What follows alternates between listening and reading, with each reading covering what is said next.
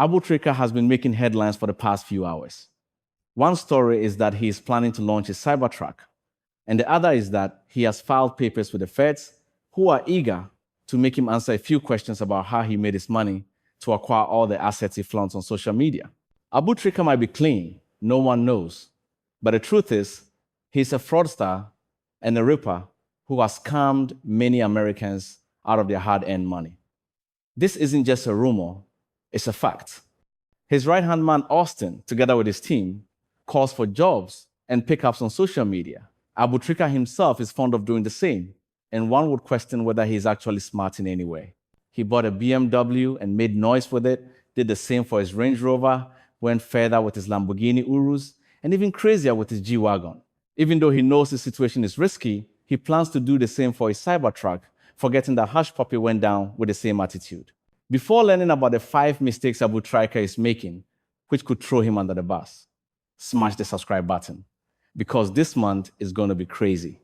To get in touch with Wicked Blogger Ghana and report any ripper to us, join our Telegram group via the link in the description box and send the admin in charge a DM. When it comes to fraud, the FBI doesn't chase every small boy on the street. They go after the loud ones, the careless ones, and the ones who think they're untouchable. Unfortunately for Abu Trica, he has been ticking all those boxes. Let's break it down step by step. 1. Flaunting wealth without cover. Abu Trica has built a reputation for buying cars the way ordinary people buy sneakers. BMW i8, Lamborghini Urus, Range Rover, G-Wagon. He parades them all. On top of that, he's now bragging about adding a Cybertruck to his collection. The problem is simple. No documented income, no legitimate businesses, yet millions in toys. The FBI, just like EOCO, runs what's called a lifestyle audit. They compare your visible lifestyle to your declared income. If the numbers don't balance, they label it suspicious wealth. Right now, Abu Trica is basically screaming for that label. 2. Careless associate, Austin's big mouth. If Abu Trica were quiet, maybe he'd buy some time. But his close boy Austin is even louder. Austin is online posting nonsense, telling fraud boys to link up so he can pick money for them while flaunting Abu Trica's cars. That's public recruitment into a fraud network. The FBI has entire cyber units dedicated to tracking such activity. One screenshot, one DM, one wrong link, and it all becomes evidence of organized fraud. Once the feds sense a network, it's no longer about one boy. It becomes a conspiracy case. 3. Social media flexing. In fraud, your biggest enemy isn't EOCO or the police. It's your own Instagram and Snapchat. Every car Abu Trica buys, every trip he takes, every chain he wears, he posts online. To him, it's big boy flex. To the FBI, it's free evidence. They bookmark his page, track the timeline of his purchases, cross-check with his known accounts, and build a file. By the time he thinks he's trending, the feds already have a ready-made case waiting. 4. Cross-border fraud traces. Fraud in Ghana doesn't stay in Ghana. Once the money touches foreign accounts, through stolen credit cards, hacked emails, or crypto, the FBI steps in. If Abu Trica or his team ever touched American victims, US bank accounts, or PayPal transactions, then the FBI has full jurisdiction to investigate him. And trust me, the feds are patient. They don't rush for small crumbs. They let you stack the money high enough so that when they arrest you, it's worth it. 5. Authorities already watching him locally. Here's the danger. EOCO and the OSP are already interested in Abu Trica's lifestyle. They've reportedly gained access to his accounts, checked his social media history, and even used informants. Ghanaian authorities frequently collaborate with the FBI on cybercrime cases. That means once EOCO finds traces linking Abu Trica to US victims, they will gladly hand over the file. From there, it's not just EOCO asking questions. It's the feds knocking on his door. Abu Trica's problem isn't just fraud, it's arrogance. Fraud boys who survive keep things low, mix their money quietly, and avoid unnecessary attention. But Abu Trica wants to be the star of the show.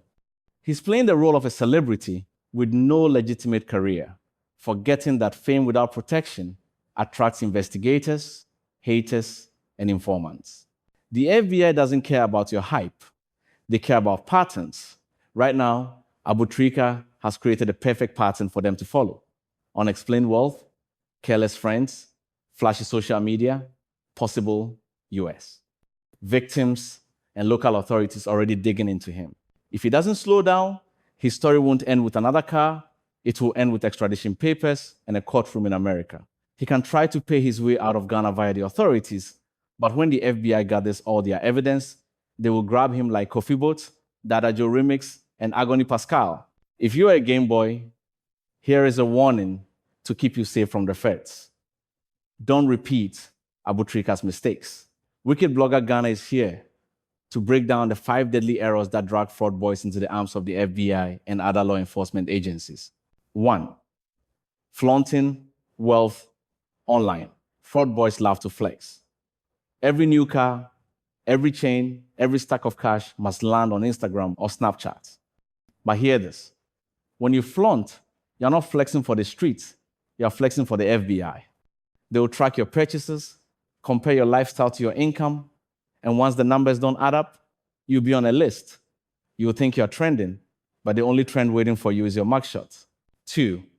Using real names and locations. Some of you are careless beyond repair. Posting with your government name, going live from your own room, or dropping pictures at your family's house. The FBI doesn't need juju to find you. Every device leaves a digital footprint.